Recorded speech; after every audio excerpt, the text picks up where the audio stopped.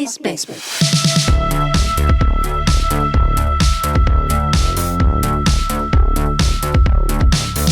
Bucky's Basement.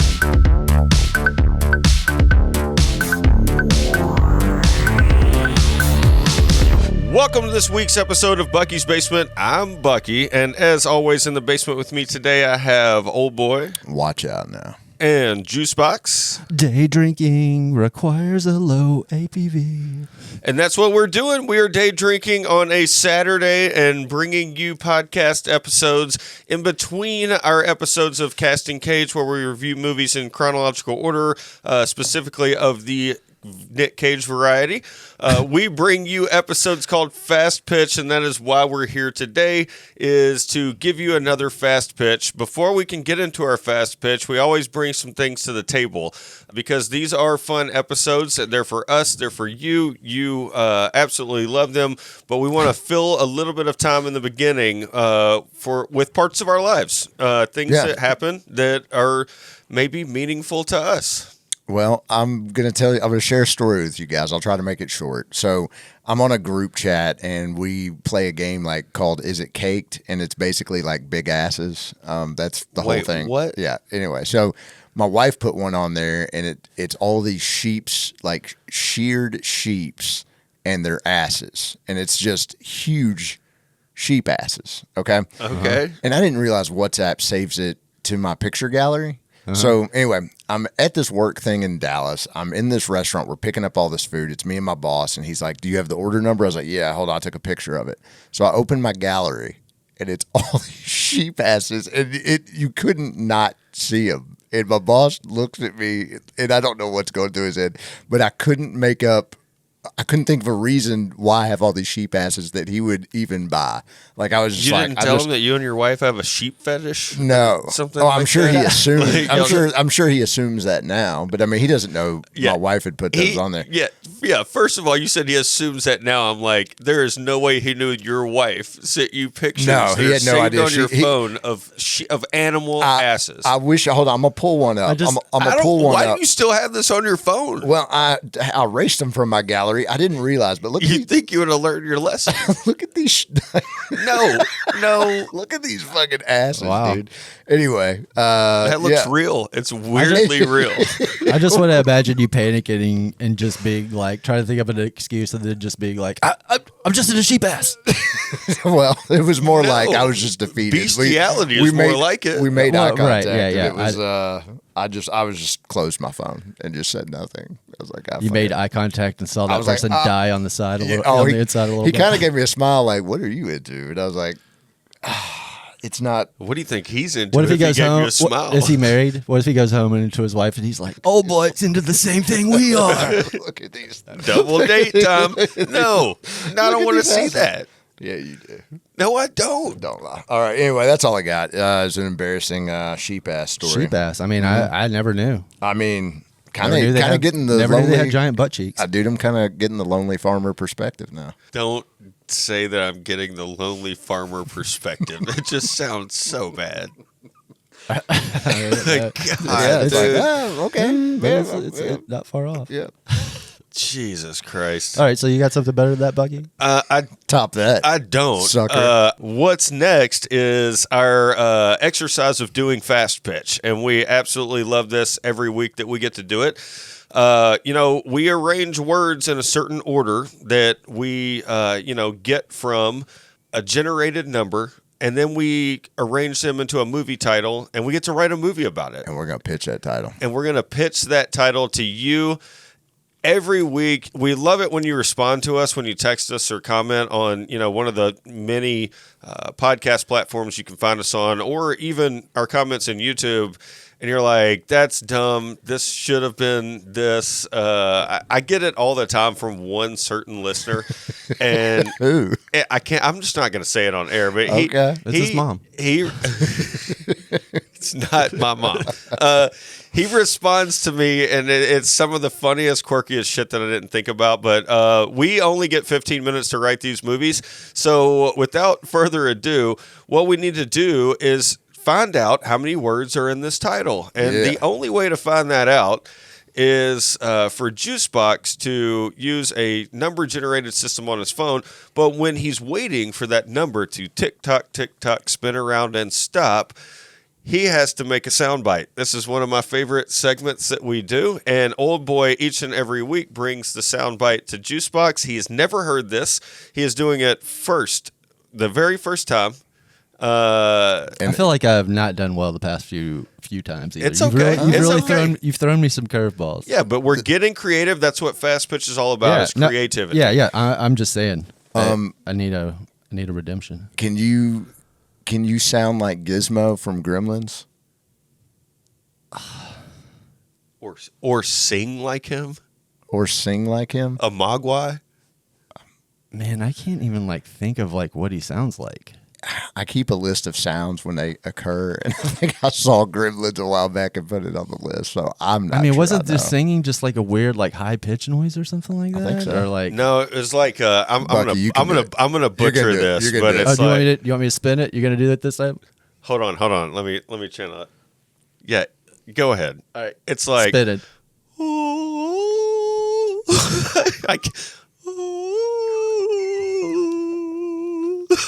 It sounds.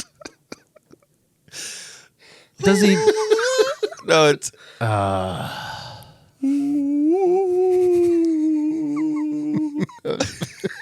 feel like I'm in a haunted house. Fuck, this number spinner landed on 5. These are the hardest episodes to do. Man. Keep in mind, if we get the number 1, we all get to pick 3 different words and write movies, 3 different movies. It's been a long time. In this exercise, we have to open this sack containing probably 897 words left, and we have to draw 5 words out, rearrange them, put them in a movie title, and write a movie for you. Man, I'm nervous. Did Gizmo talk? Now I'm trying to I cannot picture what it besides for Bucky's little harmony there or whatever. I can't think of what he said or did. I don't think he says anything, but he does make noises. I got 2. I think it's like. I think you got 2. Yeah, I'll get 1. I feel like my choices here lately have been. Damn. Yeah. Huh. I need to go look that up now because now I'm really This is that Gizmo good. walking? It's never good. it's never good. It's not. Oh my god! Good. I love one of my words. I don't know if it's going to work with. I'm getting 2. Is that what it is? Yeah. All right. So, Oldboy, you go first. What did you draw out of the sack? Stew. STEW. All right. My words this week, I drew 2 of them, are then and timid. Okay. My words are chrome and Jesus Christ. clue. It's a raging clue. Oh, we got the word stew clue. Chrome stew clue. We've got rhyming words this week. Let me see those. Yeah. Chrome stew clue. No. Timid chrome stew clue. Yeah, can't we type this into AI and say make the best movie title out of these 5 words? No, fuck AI. All right. Chrome Clue, then Timid Stew. That's what kind of popped into my head. Chrome Clue, then Timid Stew. Is that what you said? Yeah. Sure. I'll go with it. Or Timid Stew, then Chrome Clue, but I like being able to rhyme. You like Chrome Clue and I just like Timid rhyming Stew. Clue and Stew and not putting them right next to each other. Yeah. It's tough no matter what. All right, so we have made this official. Our title this week is Chrome Clue, then Timid Stew. But to make it officially official, we have to do something every week, and that is Cinch that sack. That's where we close up the sack. We can't go back in until we do another Fast Pitch episode. All right, so we're going to take... Hey, I feel good about how we just did that. Yeah. That was like the best. Yeah. So maybe you cut it and we just add that in every time. I know you guys keep saying that, but no, I think we got to do it live. It makes it fun. Okay, fair enough. All right, we're going to step away for only 15 minutes and we're going to write you the plot. We're going to cast it. We're going to write a tagline on a movie marriage for the title Chrome Clue, then Timid Stew. Fuck.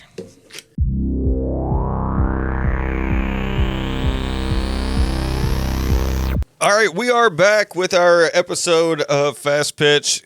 Keep in mind, we just stepped away for only 15 minutes. And then we come back and we pitch them. But the only way to get the order of, our pitches is this thing that lives in my head and only comes out when we record Fast Pitch episodes. I want to say real quick, I went with the way we put the words together, I went with it. But originally, one of us read out Chrome Stew, and my first thought was I was going to write a parallel Terminator Chrome Stew, but I was like, it's all right because I didn't really have a story. I was going to make some John Connor, like a slightly nerdy Terminator. Yeah, I don't know why that's he's like a real. Well, what is it? actually, he's like an actually Terminator. Yeah, he's like timid. He didn't want to fight. He didn't want to go fight. And John Connor grows up with him. Anyway, that's where my head went for that. But we didn't go that way. We didn't go that way. We went with Clue Then Timid Stew. We did. Well, I have a 3-sided die in my head, and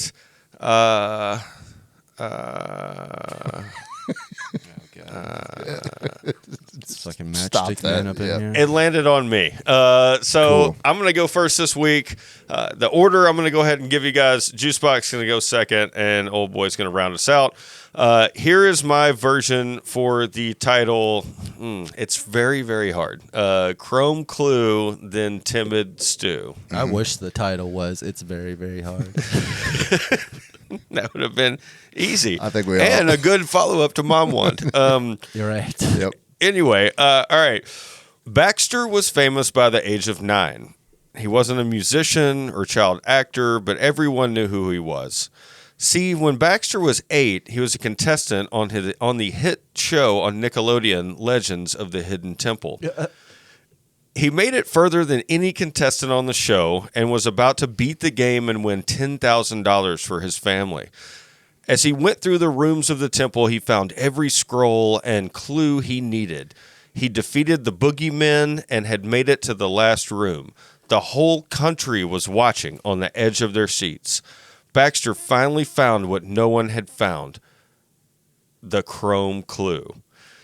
He won the money and was an instant celebrity, doing press and being on talk shows for weeks. Baxter tried movies, but they all went straight to video, and then he quickly disappeared into obscurity. Fast forward 30 years. The Disc Corp is creating a new game show, having contestants perform the most outlandish and disgusting feats to win the show.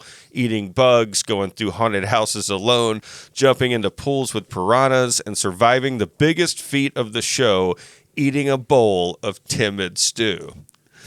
This isn't any stew. It's the type that would turn away the strongest stomachs and make the Joey Chestnuts of the world walk away. The producers of the show thought it would be fun to bring old celebrities on the first few episodes to promote the show. Then we see a phone ringing in Baxter's one-bedroom apartment. He's down on his luck, broke, and out of work. See, Baxter really needs the money, so he's willing to do anything it takes to get back to the top. Is the timid stew that stuff that was at the the Beast House? In the Yes. Beast House? Yeah. So like a bunch of ranch and maybe raw chicken. Or something? Raw chicken, man. Yeah. Yeah, for context, we all went to this haunted house a couple of years ago, and in order to get out of it, right, it was like get your money back haunt. Yeah, they had to. I mean, these were like extra large mason jars of the most disgusting looking shit that they had to completely finish. And it was in a toilet. Didn't they mix it in a toilet? Yeah, Yeah, they it's mixed it something in a like that. toilet. It was so Oh, gross, my and God. you're Yeah. right. I thought of that. Anyway, here's my cast. Baxter is played by Jared Rushdom. You might not know who he is, but if you remember the movie Big, he was the friend of the kid who got big. The redheaded dude. I remember him about as much as I remember how Mogwai speaks.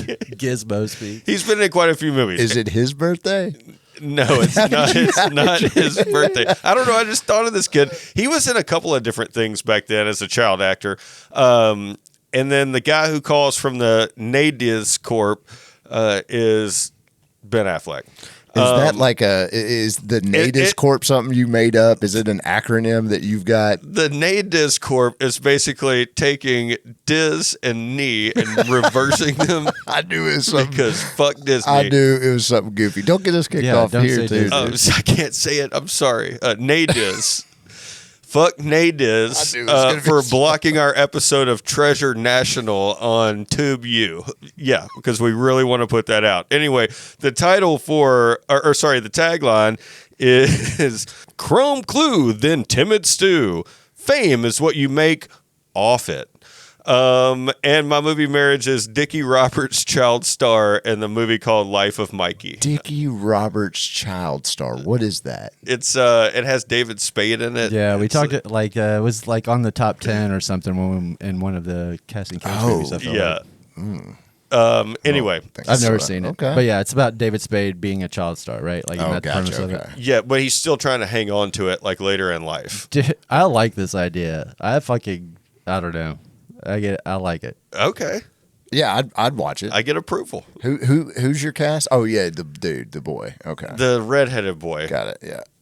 Okay. Think of like Was it the same kid from Terminator 2? The same Yes. redheaded kid? Yes. Is Oh, that okay. it? Yes, Okay. it's the Was friend. that also the kid from Salute Your Shorts, or is that a different redheaded kid? I think it might have been the kid from Salute Your Shorts. All right. Shorts. I think it might have been Awful Waffle. Yeah. You Or didn't watch that show? do I have redhead face blindness? Was that also David Caruso? Everyone It's is all David David Caruso. Oh, that's funny, man. All right, up Awesome. next with his fast pitch of Chrome Clue Then Timid Stew is Juicebox. Neutron Corp is a company that specializes in one thing: creating memorable superheroes, only in real life. No one knew how they did it, but thank goodness they seemed to figure it out right as supervillain anomalies started to pop up. Their heroes always seemed to be able to defeat the villain just in time. And then Neutron Corp would come in and get all the contracts to clean up and rebuild, taking in billions. They think they're unstoppable. Until a recording from an internal pitch meeting is leaked to the public. What you see looks like a small classroom. It's packed with people of varying shapes and sizes, some in costumes, some in regular clothes. We see the tail end of a pitch about someone poisoning the water supply, and there's mild applause in the room. The moderator comes over the PA. Next up, we have Chrome Clue and then Timid Stew. As Chrome Clue and Timid Stew come on the stage and describe their characters, we see it acted out in real life in the movie as they destroy the city. That's all I got. So, like, my That's idea. great. I ran out of time, obviously. So the idea is like it's almost like a internal video Scripted. of people spitballing their ideas to be either a superhero or supervillain Right. in this room, and how they would do their character. Right. And then I ran out of time, so I didn't develop Chrome Clue or Timid Stew and what their characters are. But basically, Chrome Clue should be easy. Timid Right. Stew. Like, what kind of a character is that? I don't know. It's like it's like the Scarecrow or something, There you go. right? Like Yeah. it's fucking it scares people yeah. and turns them timid or something like that. Yeah, Like that's what I was yeah. thinking, but I couldn't. I just straight up ran out of time because it was like the same thing. Like I always do the same thing now. I think of like several ideas and I can't fucking stick to one, and then I just like panic and go one way in the last direction. Anyway, sorry. So my movie marriage, I'll start with that, is The Boys, the Yeah, TV show. yeah. Like it feels, but Whatever their it's a straight rip corporation off is, of that. yeah. Like, and I feel like it could be like a almost like a hand in hand piece with that or something. Sure, like yeah. a spinoff or something. And then like Aaron Brockovich or something, like for the whistleblower type. Right, aspect, right. Yeah, you know yeah. I what I'm got you. saying? Yeah. Like their which I guess The Boys is kind of doing that, right? I don't mean, know. they're- Like, are they? yeah. Do they do the villains? I can't remember. But it's like basically this company is orchestrating the whole thing. Right. They're doing the villains. They're doing the heroes. Like, Yeah. Yeah. creating the problems, and then they come in and clean up And solve it. Yeah. So my cast is I can't remember his name, but the guy that plays Buster Bluth, Tony Hill, something like that. Yeah, I know what you're talking about. And then Chrome Clue is played by Sandra Bullock. Ooh. Wow. Raging Clue. And the tagline is "Control the fear, control the population."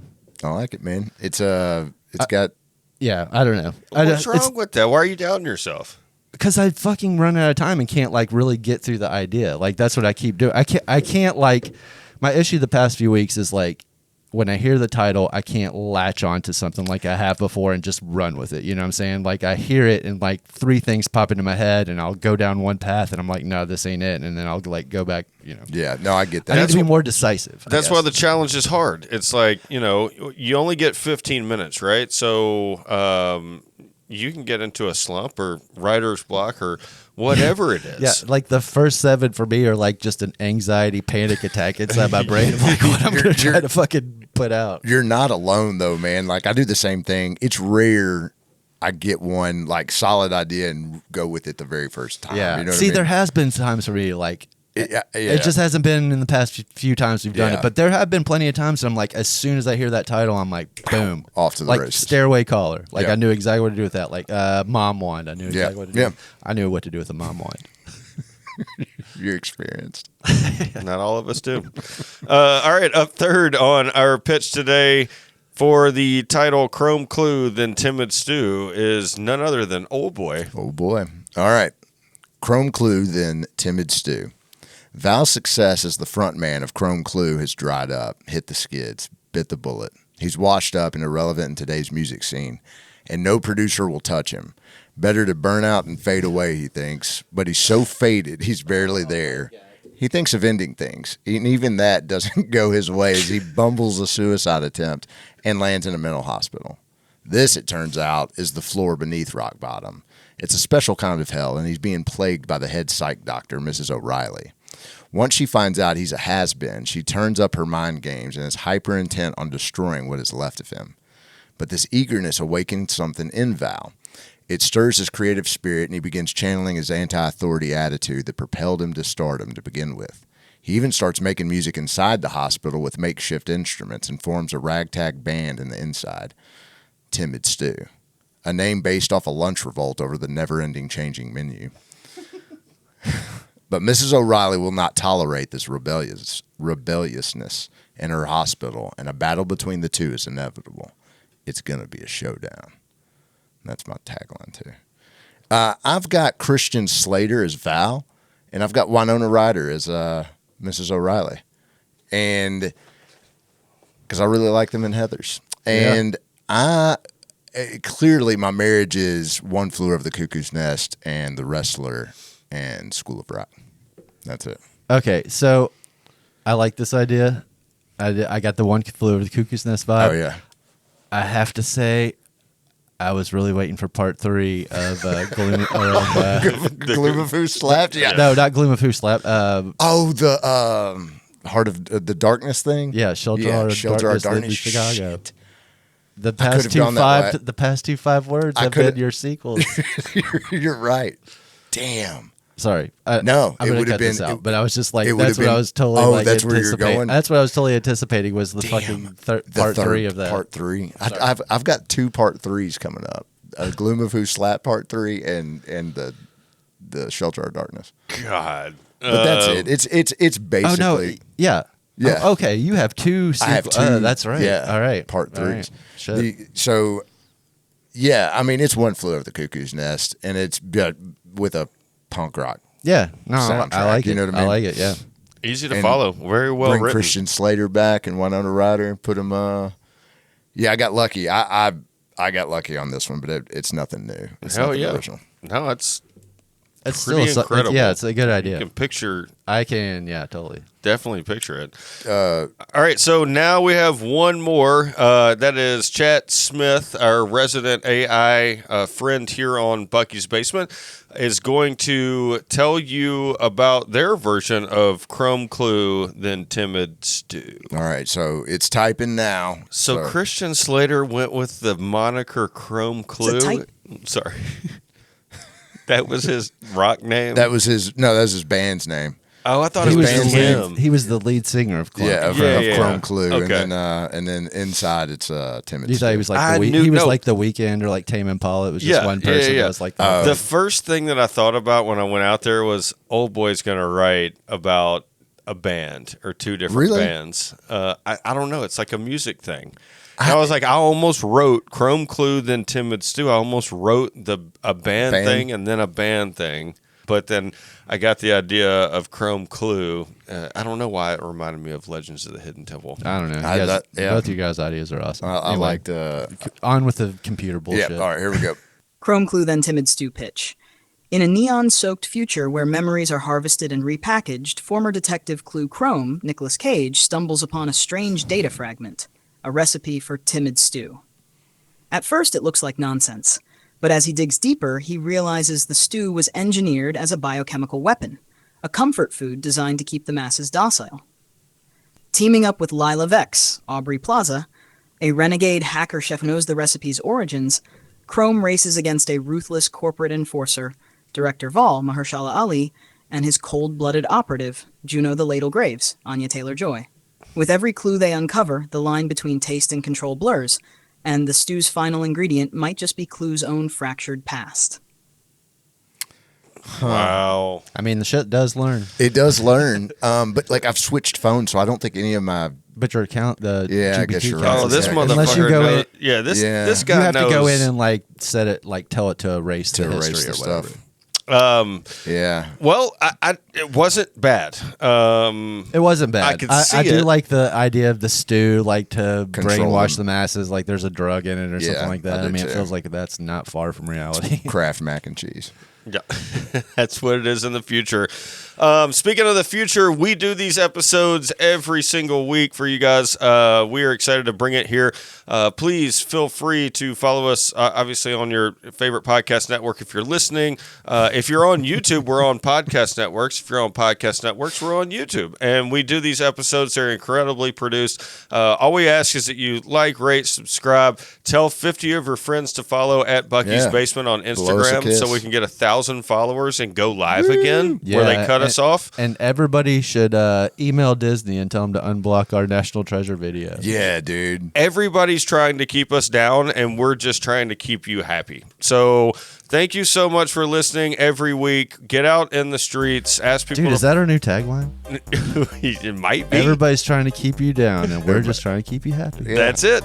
That is Bucky's Basement. Feel free to go to buckysbasement.com. And if that fails and, you know, you're out in the streets. Out in them streets. That's going to be the segment, by the way. Out in them streets. Out in them streets, and somebody's trying to get you to take this stew to brainwash you into conforming, then we want you to say no and sing like a mogwai. And Tell your mama, dude. Like, was it a song? 'Cause you never can tell. There just might be a gremlin in your house.